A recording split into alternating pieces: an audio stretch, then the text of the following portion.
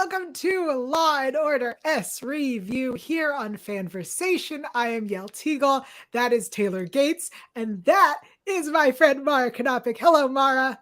Hello, friend. Thank you so much for inviting me. Thank you for suggesting we do zebras. We're doing this episode because of you, so that it needs to be on the record. I'm so happy. I know we all love this episode too, and I bet everyone watching does. It's something. Something is correct. Before we jump into it, let me give everyone the hotline if you need help, if you were assaulted, if you need to talk to RAINN. Their number is 1-800-656-4673, 1-800-656-4673. Taylor, I know you know, but Mara, what does it spell? I wanted to steal her thunder so bad, and I'm so glad you asked me politely. It spells hope. You can do it. It's a special occasion. I'll allow it. Tell us again, Mara. It spells hope. It does spell hope. Taylor, I've taken everything from you. You really have. I'm just going to go ahead and go now. Also, consider this your content warning if you've never watched or listened to the SVU podcast. Sometimes the show will go dark. This episode does deal with murders and sexual assaults and other things, and we will make light. I'm going to say some shit, and this is your content warning. Dun dun. Also, for those who are watching, Mara's cats, plural, may appear, and I may get distracted and stop talking. Please be warned as it begins. My cats are zebra themed because they're tuxedo cats. As they should be.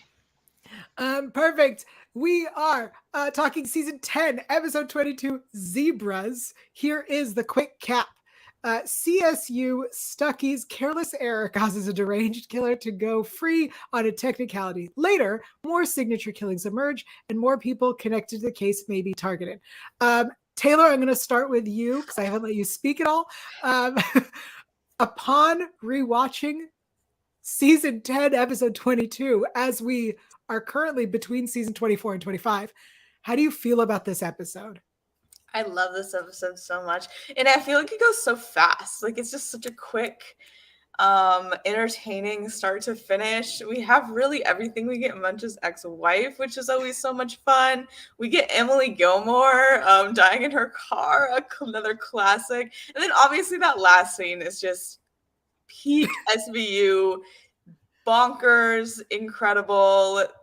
I mean, there's some great lines. I wanted to write down the whole speech, but I just picked my favorite, which we'll get to, of course. But I love this episode. It's one of the best, I think, season finales they've ever done, frankly. Wow. Mara, what did you think? I mean, I agree with every single thing Taylor said. I love that this episode, I feel like it feels warm and fuzzy because it gives us, even just in little flashes and moments, it's everything typical about all of the characters that we love. It's Elliot and Liv and their relationship. It's Munch being a conspiracy theorist. It's Finn being clean up on aisle 3 when he gets tea thrown all over him. It's those little bits and pieces. It's Captain Cragen screaming at somebody and protecting his squad. It's all of the things. It's just them at their nth degree, and it's all in one episode. I think you're both totally right. Realizing it now, I think Mara and I were talking about this before. This is the first time, I believe, and correct me if I'm wrong, but this is the first time in SVU history where they introduced a character to build a storyline in part of our team that he then was a bad guy. Incredible. This predates Rudnick. It's yes. Yeah. I agree. I like that. I don't know. I think that was a really good thing because he's so annoying throughout the episodes leading up to this too.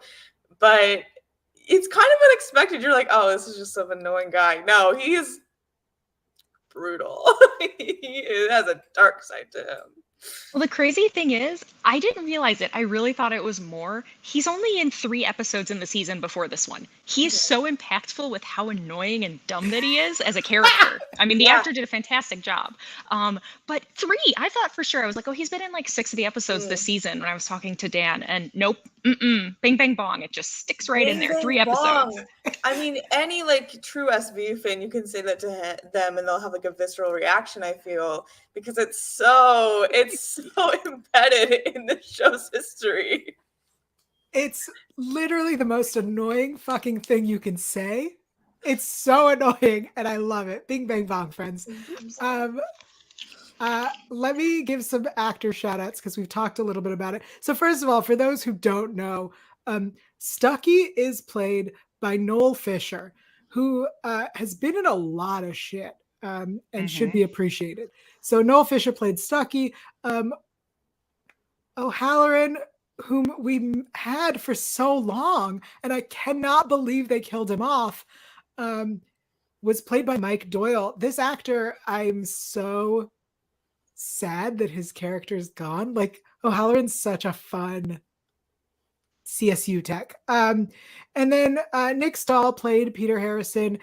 You said it earlier, Taylor, Emily Gilmore was played Kelly Bishop. Kelly Bishop plays Julia Zimmer. Of course, Judge Donnelly, who survives, thankfully. I love her. I thought she died in this episode, so I was like, wait, she's okay? Like, I totally forgot she survived this. So that was a nice little surprise for me upon rewatch. On this episode, I realized so many characters died. Like, so many people died. Ah, baby! Hold on, there's two. There's two. Sorry, everybody. Whoa! 1 and 2. Whoa! Babies! I'm sorry. We're done. We'll go back. Sorry. What were we saying? What was I saying? We were talking about how so many people died in this episode. Yes, so many people died. And when I watched this episode when it first aired, I don't think I was aware that it was a season finale. But seeing it now, knowing this is a season finale, of course there's a season finale. We've killed people. We've revealed that Stucky is not just a pain in the ass, but also terrible at his job. And also homicidal. I feel like maybe we should add that. Sure. Look, I understand why he did. Honestly, we'll get to that. But I was like, maybe he made some points because these people were really mean to him for kind of no reason. Like, I'm sorry, justice for Stucky? ? Maybe that's our new merch. No, I agree with you a little bit because it's okay. So they do give him some shit for making a mistake, which he did. But they took it way too far, I think, because think about Elliot has beat the shit out of suspects and put them back on the street. That is way worse than making what was actually a mistake, not out of gross incompetence, minor incompetence and negligence. And it was an oversight. It's something that you learn from and you grow from. And they were going to get him anyway, probably. Let's face it. Like, other people have done way worse things that have let suspects go. You're totally right. As a reminder, Stabler's a bad cop.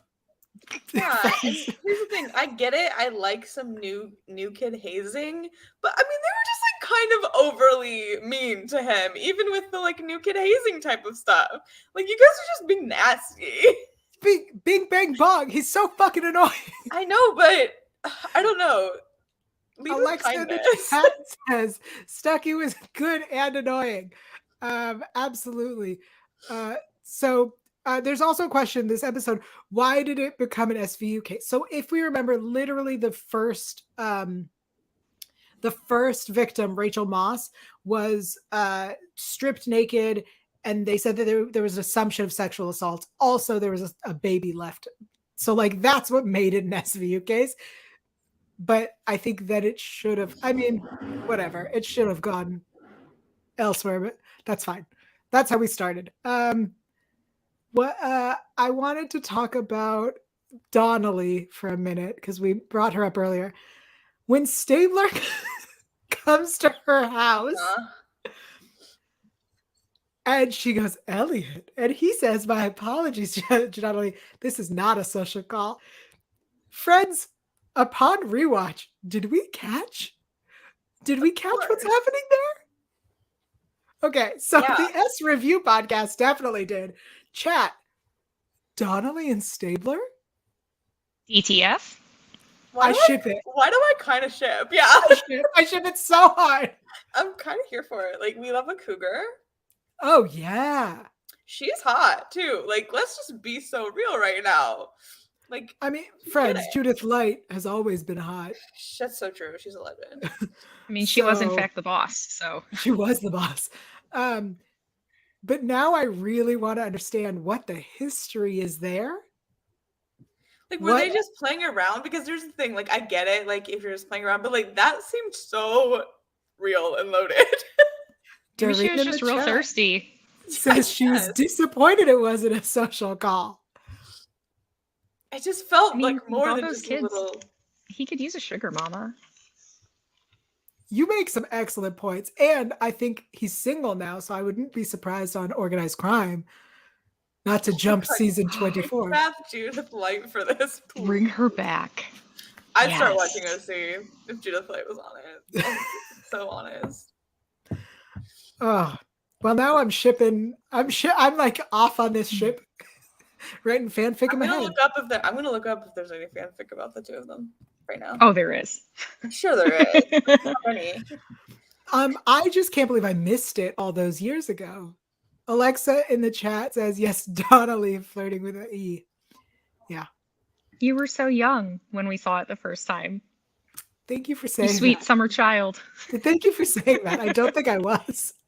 This was 2009. Hold on, I wrote it down. Yeah, 2009. We were younger. Younger, but I was not young. 2009. We're like the how same old was age. I was younger.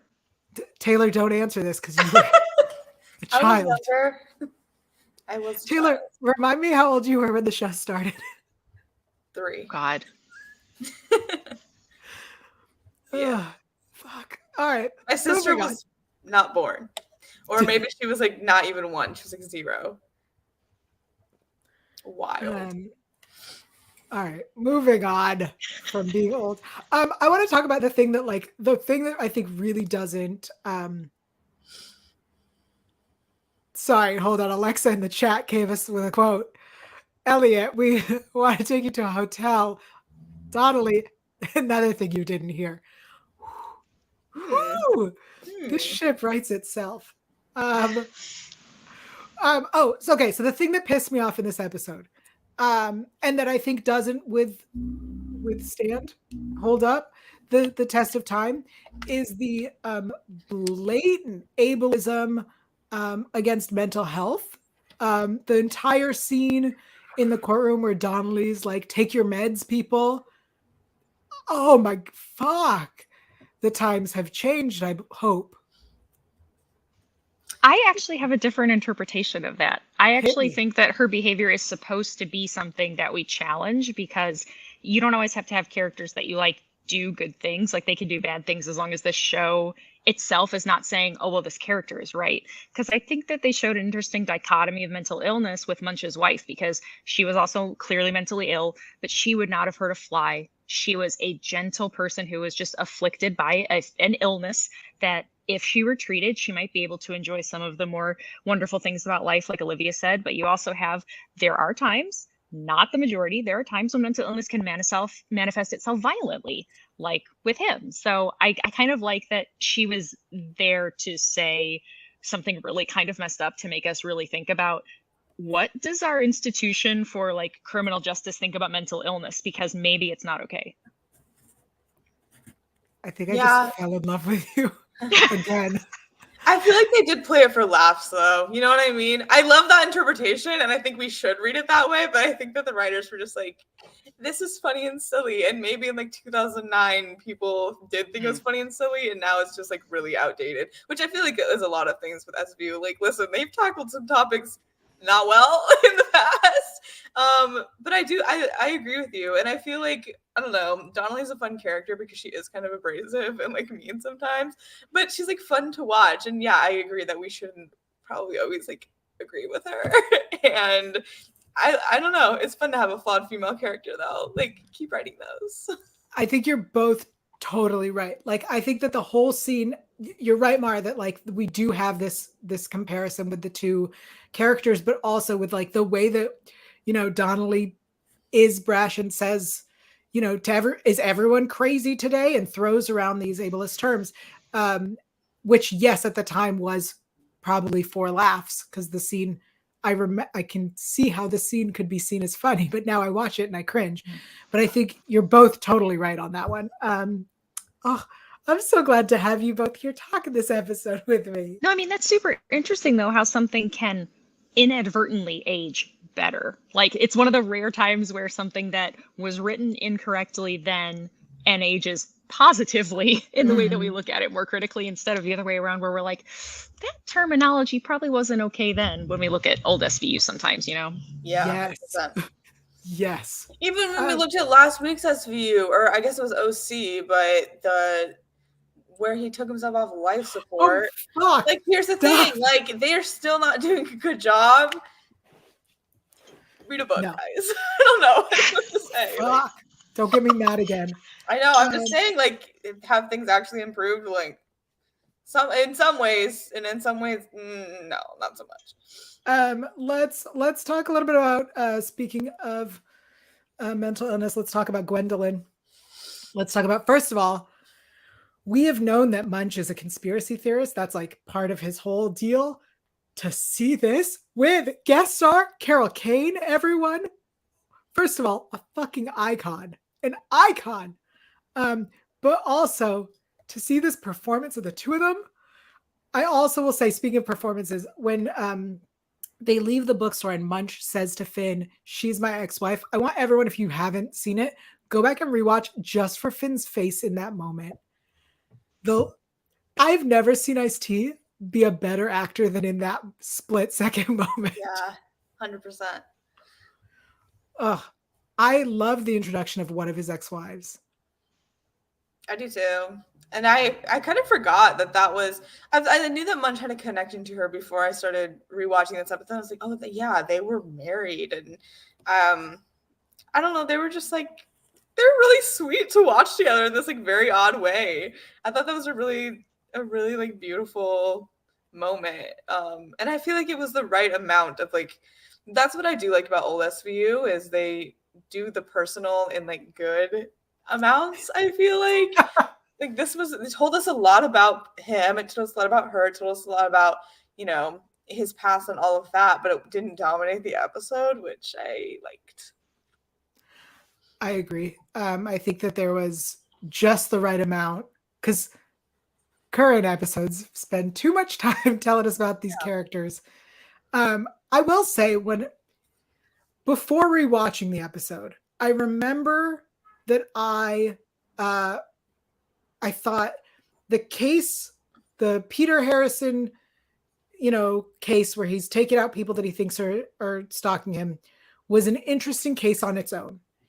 And then the case of what we thought was him taking out the people who betrayed him was also interesting.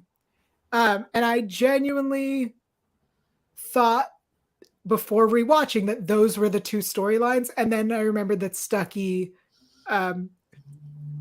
kills O'Halloran and stabs. Like, I didn't remember how we got there. I just remember that he had framed the Coney Island one. And I thought that's where the mosquito was. And I completely forgot that it turns out that he did all of the others. I'd completely forgotten that it was the three people who betrayed him that he was going after. Yep. By the way, yes. Can I double back to Munch just super, super quick? Absolutely. It just makes me feel even worse for him when you think about, not even just the actor Richard Belzer, but the character specifically, how much mental illness has surrounded him in his life, like with his uncle and everything. Like, oh, yeah. it kind of breaks your heart a little because, there are times where as much as you can do to help someone, you can't force them to comply with a sort of prescription regimen or a treatment regimen, therapy, etc. And that had to be so hard for his character. And also he himself in his private life, having family members that struggled with mental illness. Like, man, just humanizing him in just an even deeper way as the show continued forward after this. Absolutely. I mean, I miss Munch so much. I also miss Richard Belzer so much. Yeah. What a gem of a human being, and what a fantastic character. I also miss having, for a lot of reasons, I miss having Jewish people on the show. Yes. Yes, I also miss that. Honestly, yes, because everyone is Italian and Catholic now. Enough. I grew up around those people, and I want to see different ones. I'm sick of them. Great. Am I Great wrong? point. No, every time we get a new person, they're Italian and Catholic. No, you're right. I'm agreeing with you. I just I'll love say Taylor's it. canceling Italian Catholics. You know what? Grew up Catholic. I don't know if I'm Italian. Probably. I'm white, so whatever. But I can say it, and I should say it. This is the best episode ever. It's This not just because I'm here. We've gone off the deep end, friends. I don't even know where to go from here. Taylor, where would you like to go from here? Where do I go from here? I mean, do we talk about that last scene? All right, let's jump to it. Also, like, I guess it leads in there, but the fact of the mosquito is just so good. Like, I love that detail so much. And the reveal where Elliot's like, oh, it popped, like the DNA popped. And he's like, Stucky. And then we get all of this unraveling from there. Is just executed so, it's so batshit, but it's like quintessential SVU wildness. Well, they didn't heavily foreshadow it either. Like when you're watching it, even the second or third or fourth or gosh, for me, probably 10th time, right. It's so fleeting when we do see him from the time where he is screwed up to the time where he's revealed that you really don't see it coming. Like there's really nothing to tell me like, oh, I feel like something's amiss here with this Peter Harrison case. Nothing. Yeah. It just hits you straight in the face and you're like, oh, Stucky. Yeah. You're totally right. The question, now that I think about it, and I don't know, I'm like sad that I thought about it. How did he get the needle into the judge's house? I think honestly that so they got sent there because they were worried about her. I bet he did it while the whole team was there inspecting the place because he mentioned they tore out the whole HVAC system. That probably is where a lot of the techs were focusing their attention because the last attack was gas. He probably just did it when he showed up. Mara, you're a genius. I love that. I didn't even think about that. I was just like, I don't know. It's a TV. I'm just going to like pretend that that's fine. Like, I don't care. I'm not going to think too hard. But I really like that rationale. I think that's really good. I forgot he was there. That's right. You see him like one sentence. That's it. That's all you see in that whole scene. Oh my fuck. Yep. Okay. I think my favorite part, I know we're not doing lines, but when he got Stabler and he goes, you shouldn't have been mean to me. Yeah. I always not like lives in my head rent free, honestly. But you know what?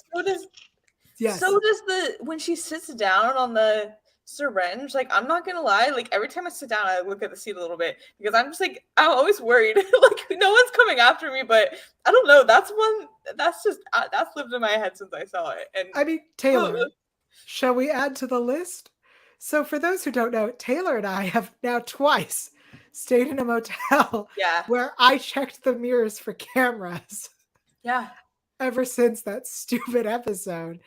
And I always check the toilet from public bathrooms for cameras.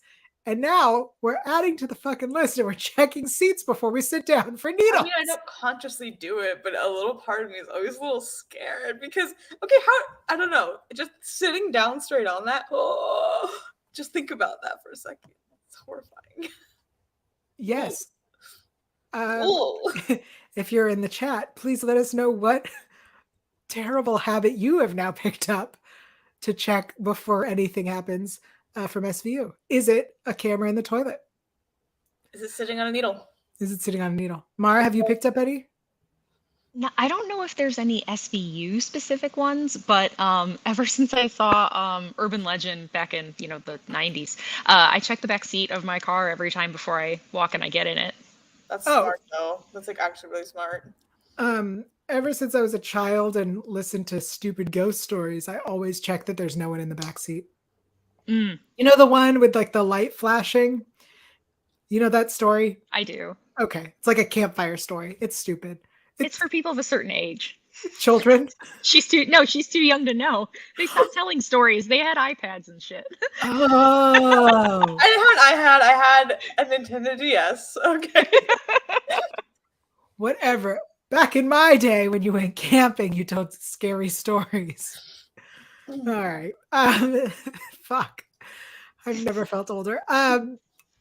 Alexa in the chat asked, how did he get the bloody fingerprint? I mean, he's the tech, so like he just made a bloody fingerprint and put it on the can. That part was the easy part. When he walks out, he's like, I found it, and it's a perfect thumb. Whew, how lucky. So subtle. Which is why I only remember that he did that murder. Yeah. All right, let's talk about that whole final scene. Taylor, take it away. I mean, wow, what a time. Like, from the very beginning, when he is just slicing through Elliot's chest, which I have to say, like, no offense, Chris Maloney, but, like, I didn't believe him because I feel like that would hurt so much more than he was reacting. You know what I mean? I only believe the first one. I was Honestly, like, he's the rest straight of up it- slicing through your chest, and you're just like, dude, that's gonna hurt so much worse than that reaction. And then we have, obviously, it's tipped off, like, what he would never get sushi. Love that, which also is a weird detail. So, like, that was on you, Stucky. So I think a lot about that detail, and that first of all, you now have to prove to me that you have never given Stabler sushi Yeah. between this is season 10. Well, I I mean, believe from this it, point though. on, we Because can they never. always have Chinese food. They do, which is so funny because I literally was thinking about this last episode when we had that scene where they're eating Chinese food, and I was like, "Oh my god, this ties into Zebras." Yeah. I believe it. I don't think Stabler would get sushi either. I think that's a really good point. And then we have Olivia seducing Stucky. Come on. Classic. It reminds me of. It feels like it's the pre-Rollins. You're one of the good guys. Yeah, totally. Yes. It was also funny because I remember I watched this episode like pretty young. I probably was like 15 or something. I don't know. But it was like my point is it was one of the earlier ones I watched, so I didn't know the characters that well yet. And I was like, what is she doing? Like, I'm so confused. Because I didn't realize, because it was literally, one of the first episodes I ever watched. I was like, does she like it? Like, I didn't realize she was playing him the first time I watched it because I just didn't know SVU well enough. And then, of course, it's brilliant when you watch it back and you, like, know what she's doing in the characterization. But I was highly confused the first time I saw this episode, and I'll always remember that. I'm still confused about all the hitting. I mean, it's to sell it. It's just to sell it. So much hitting, though. I mean, I could take 4 slaps if it meant my life was going to be saved. Like, if you slapped me 4 times because you were trying to save my life, I would forgive you. Mm-hmm. I mean, I'm sure he knew exactly what was happening. I just was like, that's so many. 1 seems too far. You have to punctuate with live, do this, live, do that. You have to have at least 2 so you can get that emphasis. Because it's one of the best parts. I like when he yells at her and he calls her a bitch. Don't do a bitch. It's one of my favorite parts. Don't do a bitch. Especially because it's so out of character for him. Yeah. He's never talked to anybody in that way with that tone, like not even a suspect. It was so different. And they were both so wonderful in that scene. Like, you can tell when she first turns her hands around that her hands are shaking and that she tries to like steady them. And she's convincing enough for him, but just not convincing enough for us as the audience. And I feel like that's kind of an authentic way that would really happen, because a lot of times TV and movies show us that person acting flawlessly, like they're completely into that moment. And it's like, no, I think that even the most equipped, trained person would have a little tiny bit of like their fight or flight in their brain going back and forth and, you know, seesawing, like, what am I doing the right thing? I don't know if this is going to work. Am I going to die? Is he going to die? And I thought that this is one of the best scenes with her in that season. I totally agree. Doreen in the chat says, Liv sold it. I think she liked slapping him. And that's what I'm saying. And then Alex said, I like how Elliot's code word for Olivia to play along is to call her a bitch. Don't do a bitch. I mean, best comment ever. Yeah, it's like he was using his safe word of like, keep going. So good. He was like, green. Sorry, friends. I'm looking through my notes. I think it's time for favorite lines. Yeah. Because I have so many. And I'm sure Mara does too. Best lines. All right, Mara, you can start us off. What you got? I love in the beginning when he's like doing this whole like Bob theory thing and whatever from this woman from Kansas. And it's like, man, if only babies could talk, right? Because every single time I hear that line, I think they can talk. All Yeah. they do is scream and shit. That's why I don't have one. Like, I don't want them to talk any more than they already do. I'm with you. You're preaching to the choir here. To all the moms out there, I am proud of you because it is not, I can't do it. And we'll get to that more later. All right. Any other quotes, Mara?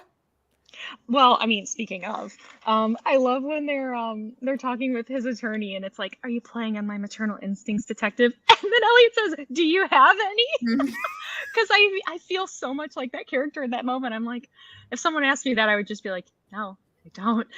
Not a single ounce. Yeah, no. Oh, I want to hear one for Taylor. Taylor, what you got? Oh, I have so many. How many do you have, Yael? Do you need to go first so I don't steal them all?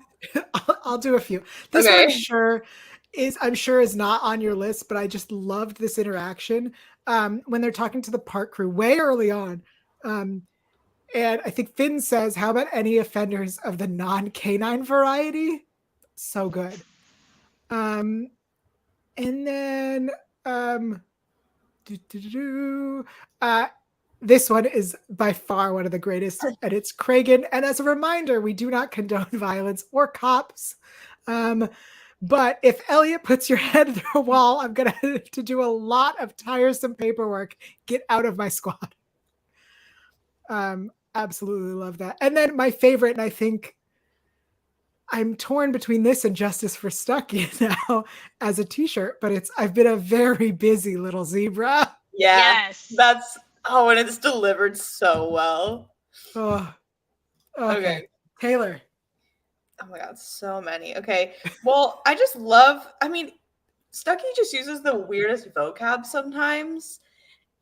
Bocoup lacerations. Like, what are you literally talking about? I love that phrase. If you hear hoof beats in Central Park, don't think zebras is just the quintessential line of this episode. There was a dog off leash digging up my what is the name of that flower? Aspadiras? Just like pick a different flower, It's like very specific. Porn for the paranoid. Yes. We talked about this, but this is not a social call. Well, this is highly improper and a pity. I said, okay. You don't know me. I don't care to. Sit down and shut up. The fact that we have a classic website in persecuteyou.com, amazing. We love the website titles. I have to say something that I didn't notice until now. The Don't Tread on Me snake? Yes. That is a very popular thing right now. I didn't realize his picture is that. Oh. His icon photo is the yellow Don't Tread on Me snake. Friends, this was 2009. Ooh. Ahead of the times. I mean, think about how ahead they really were, though. Like this episode, I mean, they show you both sides of the coin again, but they show conspiracy theorists as being people that can be harmful or can create a following of people that could potentially cause harm. And then you have Munch, who's a conspiracy theorist in spirit, so to speak. But like, they almost paint conspiracy theories as charming in some ways. And especially when they talk about the 9/11 stuff. And it's like, okay, I get that in 2009, conspiracy theorists might have been, I always call it the Uncle Ralph theory, where it's like everyone had an Uncle Ralph way back in the day. And it's like any holiday that Uncle Ralph was there, you're like, yeah, Uncle Ralph, sure, JFK this, whatever that. Like Lincoln, I've heard it before, thanks. Bye, Uncle Ralph. But now everyone's Uncle Ralph can talk to each other. And now conspiracy theories are dangerous and are actually weaponizing people and radicalizing people. And it's so funny how that part of this episode did not age well at all for me. That's such a good point. I didn't even think about that, but you're right. It's so much scary. It's like not harmless because this episode, obviously there's harm and then he's like targeting people, but now it's like complete ideologies that are like ruining. Yeah. Right. His harm is directed at the one person he perceives as a threat in that moment. Yeah. Not an entire group of people necessarily. Fuck. Wow. We got really this deep. episode got real dark deep. place. Damn it. All right. Titties. Go on. Anyway, we talked about this one the other day. The do not pass go, don't collect $200. I was like, that's from this one. Because we were just talking about, you were like, that's from Monopoly. I said, I know, but it's also from an SVU episode. This one. Clean Up on Aisle 3, which we talked about. Harrison's tiniest accomplice, more like our star witness. That mosquito really had his time to shine.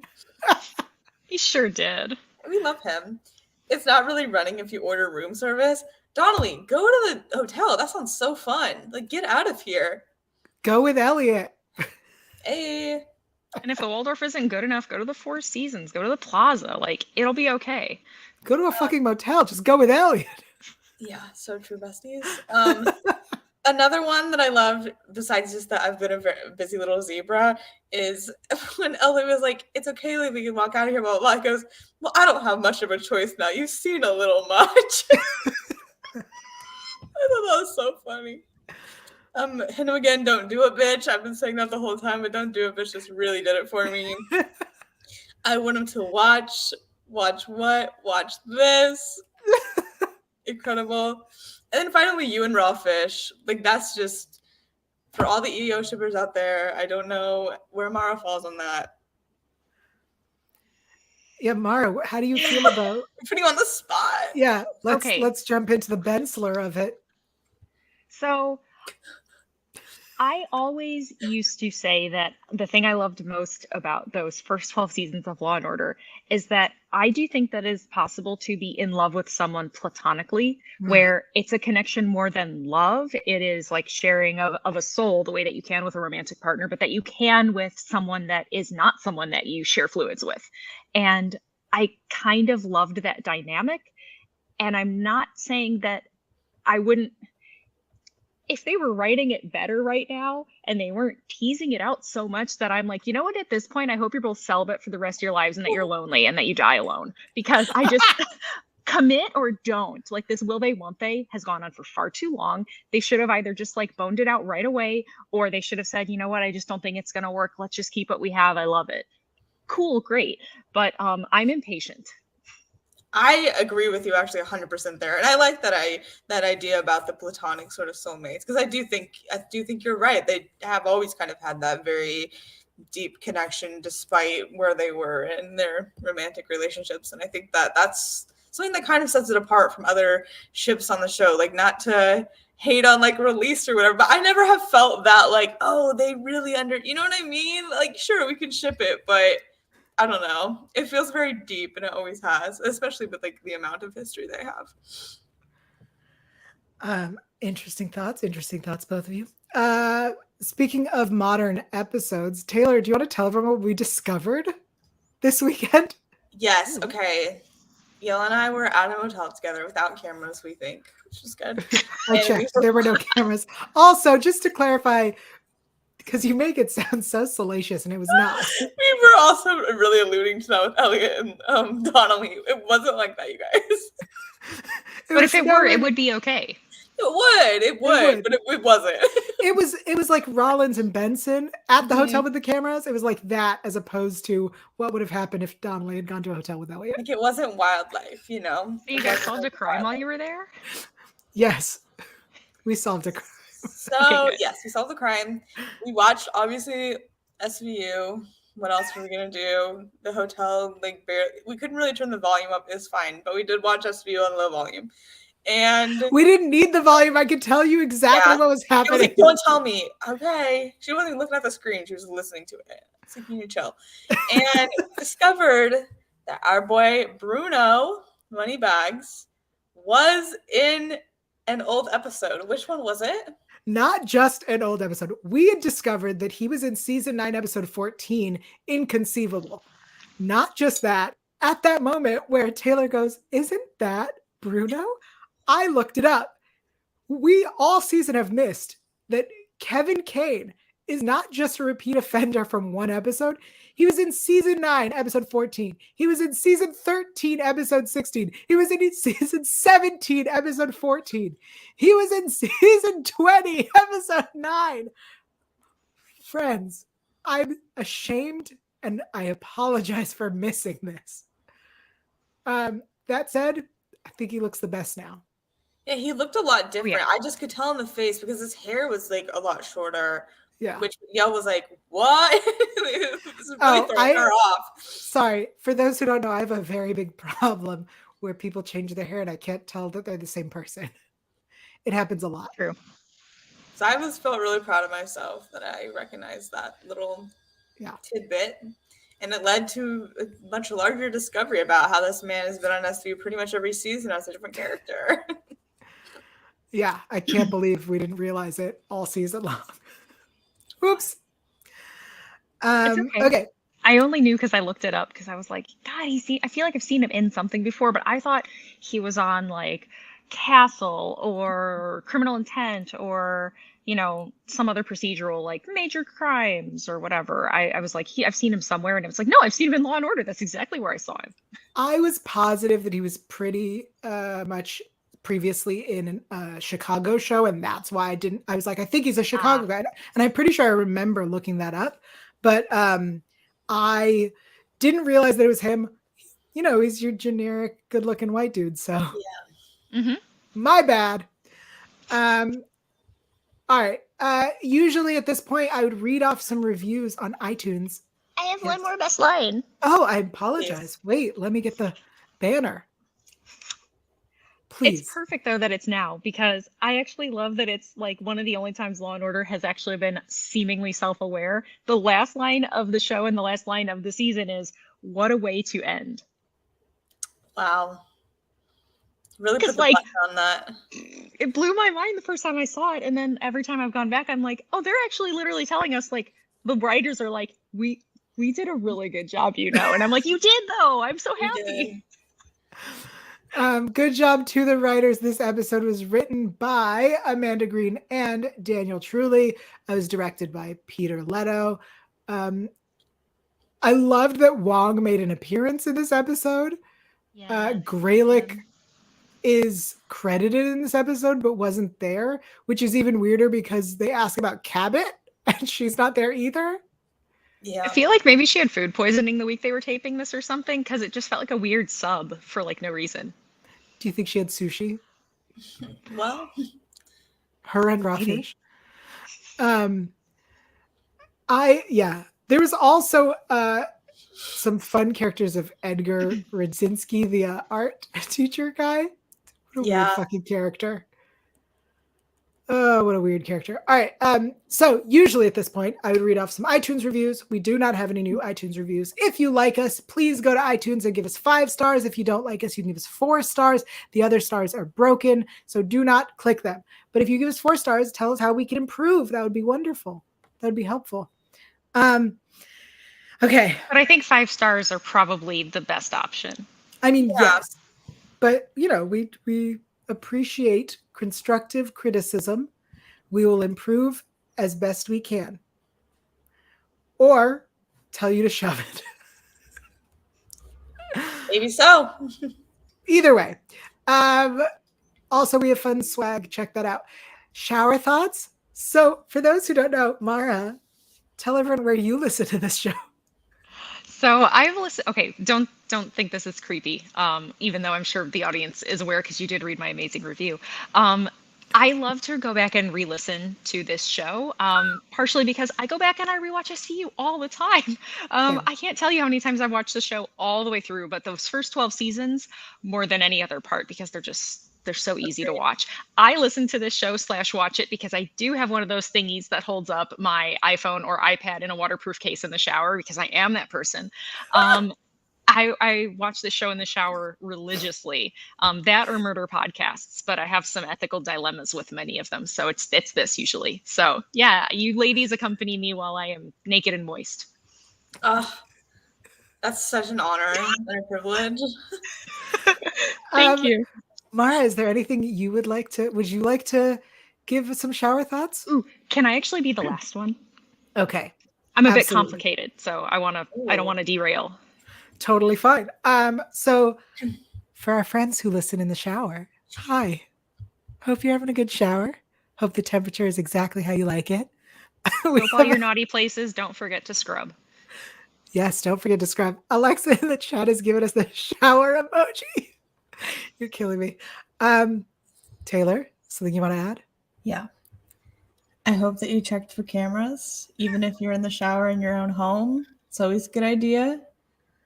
You can never be too careful.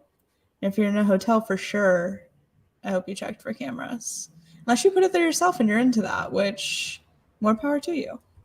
I love the idea. If you're in a hotel shower listening to us, I am honored. Where are we traveling? Where are we going? What adventure is next? I hope you're having a great time. When Mara? I go on my honeymoon, I'm intentionally going to make sure that I take a video of me in a inappropriate capacity listening to you guys in the shower from across the world. I love that. Good. Hot. All right, Mara, anything to add to these shower thoughts? So this is really weird and kind of off topic, but this is literally exactly the kind of thing that went through my mind when I was showering yesterday after watching this episode again. So one thing that is another public safety announcement for everyone of all types and persuasions alike is the attorney could have saved her own life because she did not know that you are supposed to take your headrest off of the back of where it goes, and those two metal bars are used to break your window in the event of an emergency. She might have been able to break her own window and get enough fresh air in that she could have saved her own life. So there are little teeny tiny like legitimate life hacks that you can use, like finding two-way mirrors that SVU taught us and checking for cameras under toilet seats. I mean, they're already gross enough. Why should we even like accept the fact that it can be even grosser by adding a camera without your consent? But yeah, so just bear in mind that if you're ever in an emergency and you need to break your car window, take off the headrest and use it to break your window near the edges, not the center. It'll break easier. That's so good to know. This has been perhaps the most educational shower thoughts we've ever had. 100%. It's what Thank I thought, though. I was like, this lady didn't need to die. Emily Gilmore, what are you doing? It's so, when this episode started, when I was rewatching, I was like, fuck, I forgot how much I love this lawyer and I wish we saw her again. And then she died. I went, right, that's why we didn't see her again.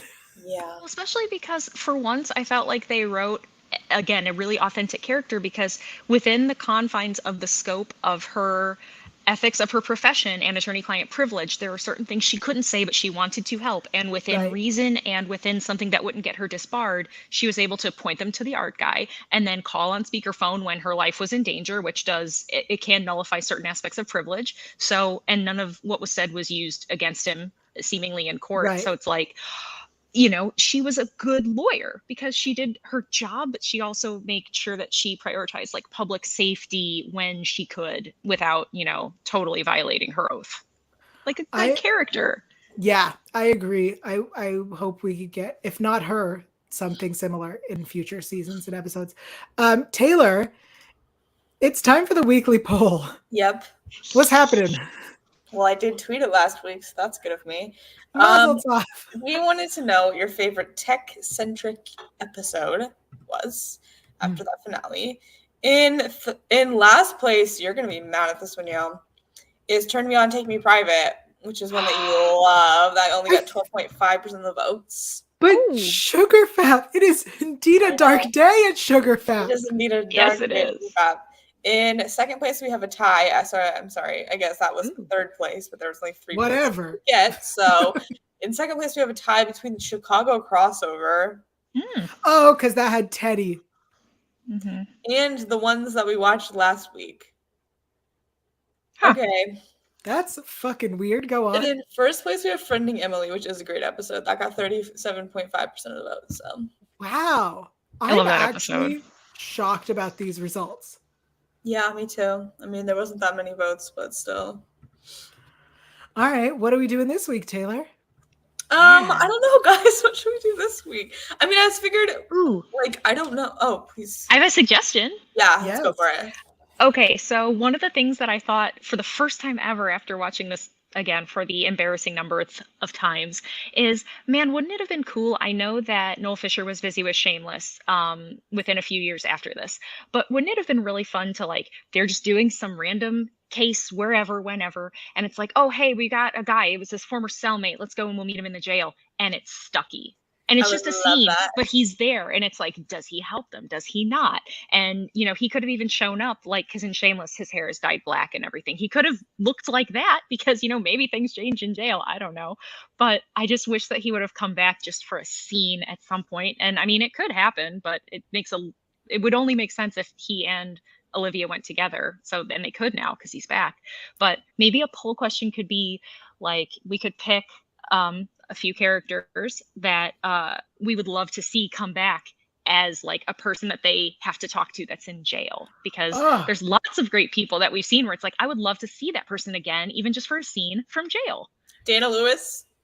Yes. Is my other option on that poll already. Yes. We need 2 more, or we can have one of them be like one of these, like let the people suggest. comment. Oh yeah. I mean, the person that we see a lot of, or we did see a lot of, is the guy who liked goats. Fucking love that one. Robin DeJesus was the actor, I believe. And but we saw him a bunch. So who else would be, people in the chat, who else would be really fun to like come across in jail? I mean, I feel like there's so many people that like I've said at the end of the episode was like, I hope we see them again. Yeah. Specifically, people in jail might be like a good way to narrow this, though, because Dana's in jail. I guess. Whatever. Who else is in jail? While people think about that really quick, because I would love to hear from the chat. I have one other really fun theme about the episode I would love to bring up. Yes, talk to us. So I love there's another like 2 different kinds of full circle aspects to this episode. So Peter Harrison, he has this conspiracy theory. He thinks people are out to get him, and he committed a crime and they came and they got him. But yes, he had to go. But then afterwards, literally the thing he said was happening that wasn't happening happened, because then Stuckey was framing him for murder. So like he ended up, they made him the thing that he thought he was in the first place. I had the same thought when he gets released and Stuckey's like, he just gets to go free, and they're like, he has a tail, and Munch and Finn are following him. I was like, didn't he say that the police were following him and now you guys are fucking following him? I had the same thought. Yes. Well, and then with Stuckey, you know, at the beginning, it's like, ha ha ha, you hear hoofbeats, think horses, not zebras. And he becomes a zebra at the end, you know, I've been a busy little zebra, like, but he made himself into that. So it's just these kind of 2 comparative things about, they made Peter Harrison into the thing he thought he was, and Stuckey made himself into the thing they were accusing him of thinking that he was, you know, it's just. Absolutely. Look at Mara making our show smarter. Yeah. Have me back anytime. And that used to be Felicia's job. It's really anyone but you and me. Those are big shoes to fill. I don't know if I could do that. You guys are so funny. I love it. I love having smart people join us. You guys are smart. It's just different ways of looking at things. I analyze things because I'm not as connected emotionally. Like, you guys can talk about your thoughts and your feelings, and those things make me squirm inside like I have worms in my gut. So like, it takes all kinds. I just look at things more clinically. Yael and I are just Silly Goose Squad. Oh my God, you guys need to make that a shirt. Silly Goose Squad. Yes. I'll add it to the list. We do be the Silly Goose Squad. I mean, Slammin' Pair of Jeans, I really thought about actually giving that to my friend when he had a baby. Slammin' Pair of Jeans is so good. Okay. But then his baby like grew too fast. So that's what they do. I heard that, like weeds they are. Yeah, like a fungus or a parasite. Moving on. What did we learn? So much. All right. Would you like to start, Taylor? Yeah. I learned the thing about the mosquito. You can get the blood from the star witness, the mosquito. And then I also obviously learned from Mara about the break in the window in the car with the headrest. We were so educated today. Absolutely. I mean, yeah, I learned the headrest thing, although I'm pretty sure I'd heard that before, but I totally forgot about it. And I don't think I'll forget about it now. So I definitely learned the headrest thing from Mara. Thanks, Mara, for teaching us. The more you know. The more I know. I also learned, that I shipped Donnelly and Stabler. and that I totally missed that in the first like 7 watches of this episode somehow, which is fucking weird. I think that Mara, might be the best takeaway. what did you learn? So I'm going to go back to the first time I watched this episode. And I mean, of course, I think it makes more sense now, but it made a lot, like, it had an impression upon me back at that time that, like, yes, of course, I know we were taught by our parents, like, don't bully people, it's wrong, it's bad. And I was bullied, so I definitely remember that. But just how much your words can have power over people. And if there was ever a tipping point for Stucky, would he have ever acted on what could be potentially violent impulses, or just if he had low impulse control, like, was that the thing that pushed him over the edge where he never would have done anything criminal in his entire life had it not been for like aggressive, persistent bullying over a period of time? Like, I don't know. But back then, like, cyberbullying was still kind of like growing. It wasn't just a thing that people accepted that happens. Like, I don't even know how I could have survived school if I'd had an iPhone in my hand in like junior high school or something. I flittered in and out of the like going to actual school and being homeschooled, so that was its own problem. But like, if bullying had followed me home every day, I don't know how I would have handled that, because I didn't handle it well just at school. So I just remember back then thinking like, man, these are adult people bullying an adult person. Like, you don't really see that and see how the words can affect even adults. Like, we are all fragile beings on this planet. So I just remember thinking, oh, I never thought about it quite like that. Wow. So you are also pro justice for Stucky ? T-shirts. ? T-shirts for sure. I mean, it's a question of like, do you really know what someone can or can't do? Sure. You don't. But do you know that you probably were a contributing factor to what certainly did happen? Maybe. I think I'd feel guilty if I were them. You make an excellent point. I mean, yeah, O'Halloran's death is kind of on their hands. But Bing bang bong. Bing bang bong, friends. Whew. Bing bang bong in parentheses sad. Sad. Not like joyous. Bing bang bong upset. Bing bang bong with a frowny face in the L. I say that all the time, by the way. No one ever gets it. Yeah. It's so stupid. I love it. I'm gonna slip that into my wedding vows, Yael, so that way you just like break out laughing. Fuck. Oh yeah, you know she's in my wedding, right? It's gonna be great. It's gonna be so great. I'm gonna ruin I'm gonna say bing bang bong, and I expect you to like just audibly, visibly, heavily laugh. Fuck. I will try not to fuck up the ceremony. No, I want to fuck it up. I don't want it to be super serious. I wanted to say something about bullying real quick. At a Starbucks near my house, there's a sign when you're waiting to pick up your shit, and it says to just remember that you never know what people are going through, and that like somebody next to you could be going through the worst day of their life, and to just be kind. And I think that this, in a real roundabout way, comes down to that like, yes, Stucky fucked up and is annoying and a piece of shit, but Stabler like attacked him, and then Cragen fucking was like, get out, I don't want to deal with this because he's gonna hurt you worse, as opposed to like maybe go before he let him cool off. Like, fuck, damn, this episode is deeper than I thought. How dare it? I mean, it makes me so sad. Like, you know me, I'm nice, but I'm not the nicest person in the world. But like, when I'm somewhere and I'm speaking to someone in like customer service, and I actually ask them like, oh, hey, how's your day going? And they're like, oh, it's going really well, thanks. And I'm like, what? And they're like, no one's asked me that at all today. And I'm like, not a single person has asked you how your day's going. And they're like, no.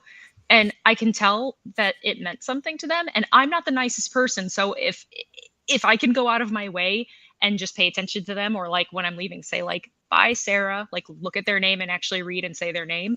Like, how hard is it to just be a little nice? Because it makes me feel bad when they think I'm the nicest person that they've seen all day, because I'm not that nice.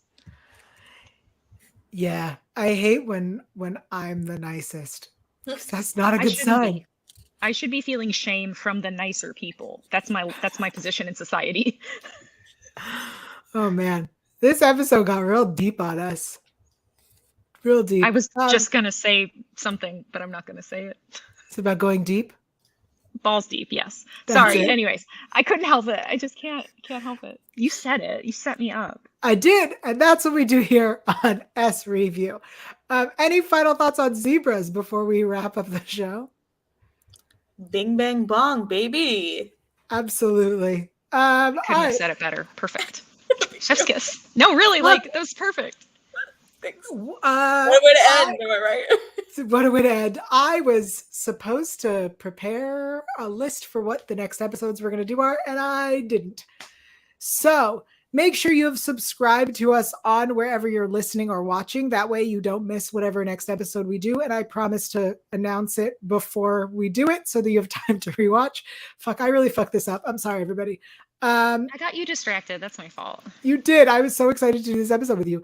So, Mara, although your social medias are in the description below and written below your name, tell us where you are and what you're up to these days and how people can keep in touch with you if they want to. Well, sadly, I haven't been up to much. I've been very, very busy. It turns out planning a wedding is not simple. I know, news to the world.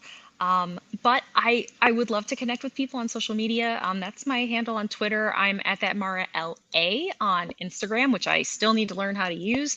I am going to start making TikToks though, because I have these two precocious little demons. There's one and there's two. She's sleepy. She's her off switch has been clicked right now, but there's a baby boy. Baby boy, huh? Oh, hi, Jay. Fuck! I'm dying.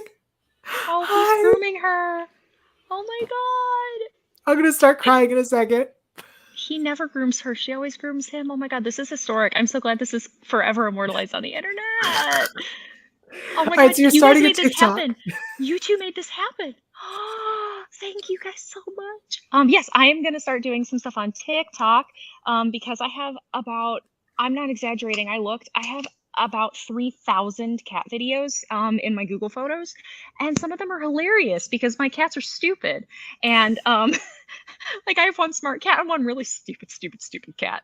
And all I do is watch cat TikToks when I'm on TikTok. So so I would love to connect with people and have you tell me my cats are adorable and stupid. So yeah, keep your eyes out for that because I'll make sure I tweet about it or go on Instagram and mention that I've started because I've wanted to start a lot of things in the last year and I've gotten very sidetracked. It's okay. Weddings are a big undertaking. And that's why you're helping me. Yes. Thank you for joining us. Taylor, where can everyone find you in the poll? You can find me and the poll on Twitter at @alphabet_and. You can also find me on Instagram at Taylor_Gates_. Amazing. Before we wrap, I want to give some shout outs. Alexa was in the chat. Danny Thomas joined us. I know you were late, but you joined us, and that's what matters. Doreen joined us. Did anybody else? It was a small Lizette was here. Thank you for being here, Lizette. It was a small chat today, but that's what happens when we do old episodes. I promise we'll be back more episodes next week. We're going to go all summer with older episodes, probably also in the fall, because again, we here support the writers and the writers' strike. And we will stand behind them by doing this. So until then, I'm Yael Tygiel. I'm everywhere at Yael Tygiel. That's YAELTYGIEL. Find me on all of the places.